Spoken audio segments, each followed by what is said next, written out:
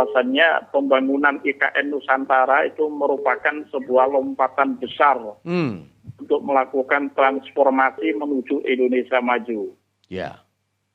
Nah, jadi sebelum menjadi Indonesia emas harus maju dulu kan gitu. Betul, betul. Iya. Bahkan IKN Nusantara itu sebagai bukti identitas nasional. Oh. Bahwasanya Indonesia ini adalah negara yang besar, bangsa yang besar. Ya. Seperti itu. Makanya namanya Nusantara. Saya sependapat dengan pendapatnya tadi Raden Dirgantara bahwasanya pemilihan nama Nusantara itu sangat tepat sekali. Itu mewakili dari beberapa kepulauan, beberapa suku, beberapa budaya yang menjadi satu dalam bingkai Nusantara. Seperti itu. Dan yang lebih menarik lagi, Bang Jombro ya. Ya. IKN ini ke depan didesain dengan menggagas konsep Smart Forest City, ya. Yang mana 70%-nya itu kawasannya adalah area hijau. Oh, 70%? Jadi 70%. Jadi sistem meliputi sistem teknologinya, transportasi, pengairan, komunikasi, pelayanan publik, dan lain-lain. Baik.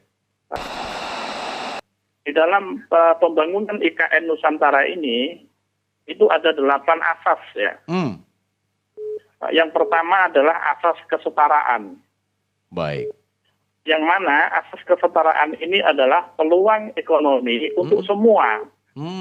Jadi bukan di Pulau Jawa saja. Baik. Di Kalimantan, di Sumatera, dan lain-lain sebagainya. Seperti itu.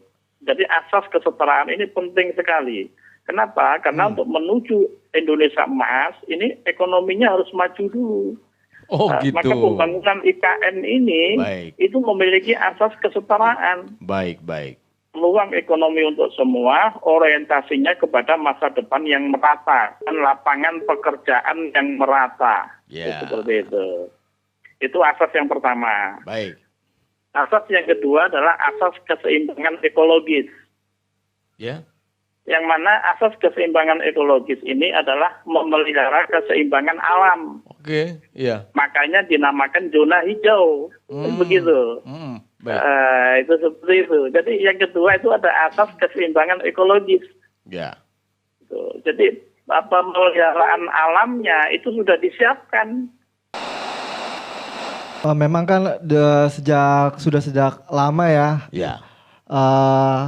Para presiden kita sebelum-sebelumnya juga ingin memindahkan ibu kota Jakarta ini ke wilayah lain gitu ya. Ya. Kalau kita flashback pada tahun 1957 itu presiden pertama kita Insinyur Soekarno kan juga punya rencana untuk memindahkan ibu kota itu ke Palangkaraya ya gitu. Udah ada rencana ya sejak Presiden Soekarno ya? Ya.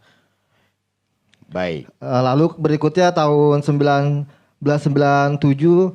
Presiden Soeharto mengeluarkan Kepres nomor 1 tahun 1997 tentang koordinasi pengembangan kawasan Jonggol sebagai kota mandiri. Kelebihan yang pertama adalah pemerataan ya, pemerataan dari pembangunan ekonomi dan juga penduduk ya, karena kan di Jakarta ini padat banget ya penduduknya gitu, ada 56,9% atau 150,18 juta jiwa yang tinggal di DKI Jakarta. Ya, namanya APBN itu ya benar-benar harus dimaksimalkan, harus dikeluarkan gitu ya. Selama niat dari Pak Presiden Jokowi itu menggunakan APBN itu dengan positif gitu ya untuk kemajuan bangsa dan negara, saya kira harus disupport gitu, karena kan ini betul-betul dijalankan ya untuk pemerataan gitu ya. Kenapa dipilih Penajam Kalimantan itu kan karena posisinya di tengah gitu. Nanti kalau itu dibangun kan nanti daerah-daerah Kalimantan penyanggah ibu kota juga akan tumbuh dan berkembang seperti itu ya. Contohnya kayak Jakarta kan jadi ibu kota, Tangerang, Bekasi, Depok, Bogor juga ikutan maju gitu. Menurut saya sih udah sangat baik ya, udah sangat betul gitu. dipindahkan ke sana, jadi pemerataan gitu. Yang itu namanya keadilan sosial bagi seluruh rakyat Indonesia gitu. Pemilihan nama Nusantara menurut saya itu positif ya. Gitu, karena kan Nusantara ini mewakili jumlah suku ras di Indonesia yang sangat beragam gitu ya.